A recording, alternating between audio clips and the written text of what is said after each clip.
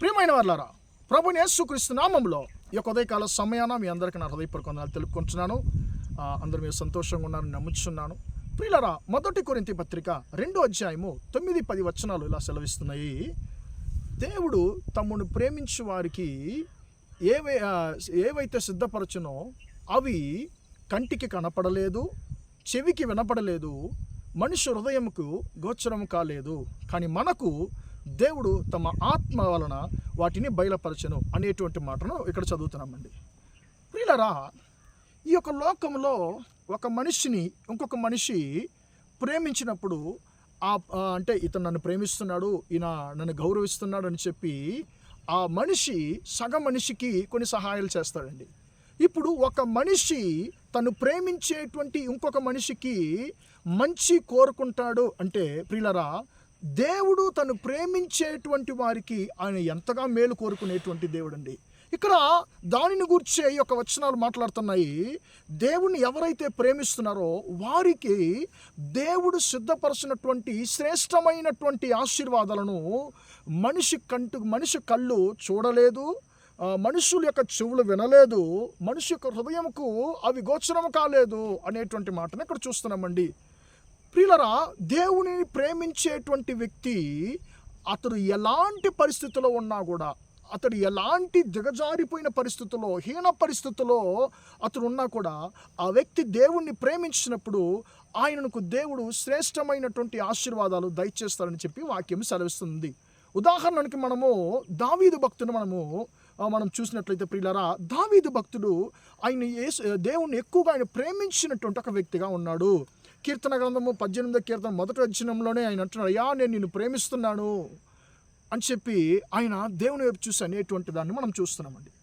దావీదు భక్తుడు దేవుని ఎక్కువగా ప్రేమించినటువంటి ఒక వ్యక్తి. ఆయన సంతోషంగా ఉన్నా దేవుణ్ణి స్తుతిస్తాడు, దుఃఖంగా ఉన్నా దేవుని స్తుతిస్తాడు, ఆయన జీవితంలో మోసం కలిగినా దేవుని స్తుతిస్తాడు. ప్రియులారా, అలాగా దేవుని స్తుతించడానికి కారణం ఏంటంటే దేవుని మీద దావీదుకు ఉన్నటువంటి ప్రేమ.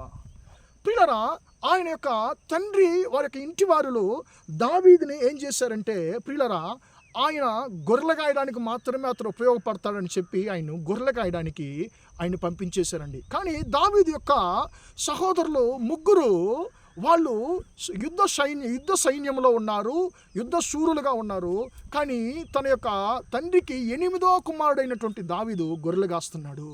ప్రియులారా, అప్పుడు మనుషుల యొక్క దృష్టిలో దావీదు ఎలాంటి వాడంటే ఉపయోగపడని వాడు, గొర్రెలు కాయడానికి మాత్రమే అతను ఉపయోగపడతాడు, హీనమైనటువంటి వాడు, తక్కువ చూపు చూడబడినటువంటి వాడు దావీదు.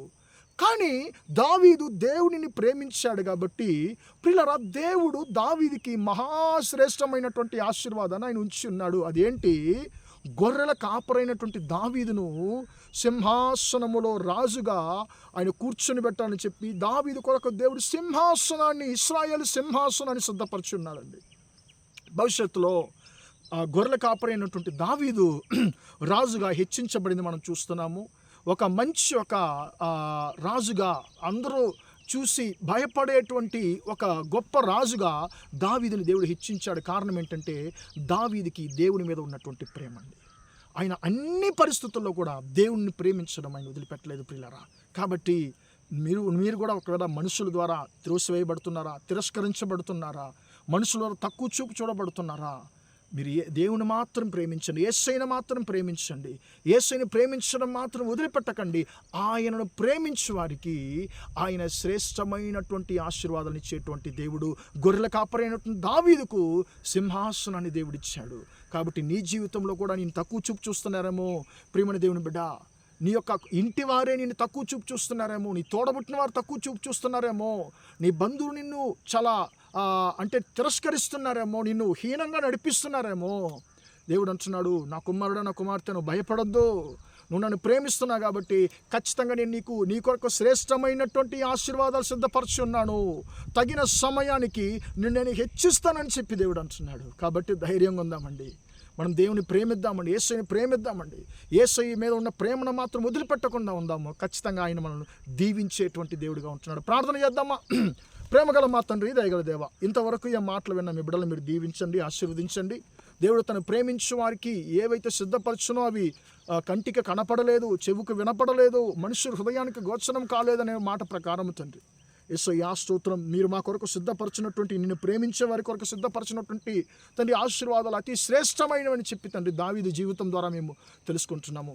మా సహోదర సహోదరులు తండ్రి మనుషుల ద్వారా తక్కువ చూపు చూడబడుతున్నారేమో తండ్రి, హీనంగా నడిపించబడుతున్నారేమో, బాధపరచబడుతున్నారేమో తండ్రి, వారి యొక్క జీవితంలో నేను వారు ప్రేమిస్తున్నారు కాబట్టి తండ్రి వారిని హెచ్చించమని ప్రార్థిస్తున్నాను. ఈ రోజంతా కూడా మా సహోదర సహోదరులు చేసేటువంటి అన్ని విషయాల్లో మీ హస్తము తోడుండి వారికి జయాన్ని కలుగజేయమని యేసు నామములో ప్రార్థిస్తున్నాను తండ్రి. ఆమేన్ ఆమేన్. ప్రియలారా, దేవుడు దీవించి ఆశీర్వదించును గాక. Praise the lord.